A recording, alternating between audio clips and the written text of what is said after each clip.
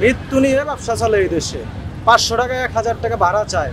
আমরা দেখেছি স্বয়ং সামনে দাঁড়া থাকা যারা রিক্সা চালক ছিল 50 টাকার ভাড়া 200 টাকা 400 টাকা ভাড়া না মিটলে যাবে না।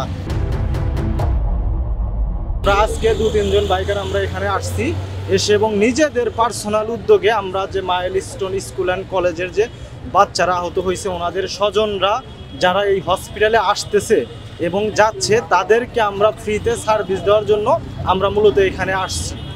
এখন থেকে এর আগে সার্ভিস আমরা গতকালকে আমরা সার্ভিস দিয়েছি 2-1 জনকে এবং আমাদের আরও অনেক ভাই ব্রাদার যারা বাইকার ছিল অনেকেই নিজের উদ্যোগে হসপিটালের সামনে আসছিল এবং অনেকেই এই সেবাটা হচ্ছে এখানকার স্বজনদেরকে দিয়েছে। আর গত 21 জুলাই রাজধানীর উত্তরাতে যে বিমান দুর্ঘটনা ঘটেছে মাইলস্টোন স্কুল অ্যান্ড কলেজে, আমরা সোশ্যাল মিডিয়ার মাধ্যমে আগামীকালকে রাত্রেও দেখতে পাইছি যে একদিকে আমাদের স্কুলের বাচ্চারা আগুনের লেলিহান শিখার মধ্যে পুড়ে মারা যাচ্ছিল, অন্যদিকে দেখতে পাচ্ছি যে যারা স্বজন বা নিকট আত্মীয় যারা স্কুল যাবে এবং ওখান থেকে এই যারা পুড়ে যাচ্ছিল বাচ্চাদের নিয়ে যারা হসপিটালে আসবে, আমরা দেখতে পাইছি যে রিক্সা চালক থেকে শুরু করে সিএনজি চালক 100 টাকার ভাড়া 500 টাকা বা 1000 টাকা বা তারও অধিক টাকার দর কষাকষি করতেছে, যেটা দেখে আমাদের পার্সোনালি অনেক ব্যথিত করছে যে বাংলাদেশের মানবিকতাটা আসলে মানুষের মধ্যে কোথায়।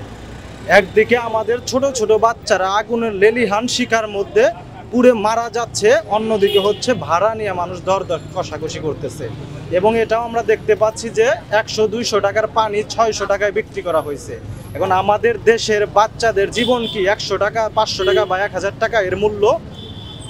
আপনারা বলেন যে আমাদের বাচ্চাদের মূল্য কি 500-1000 টাকা? যে একদিকে বাচ্চারা পুড়ে মারা যাচ্ছে, অন্যদিকে মানুষ ব্যবসা করতেছে।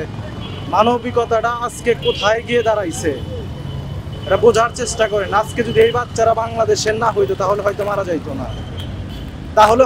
যাইতো না, শুধু বাংলাদেশ বলে মারা গেছে। কারণ এই দেশে মৃত্যু নিয়ে ব্যবসা চলে এই দেশে। 500 টাকা 1000 টাকা ভাড়া চায়।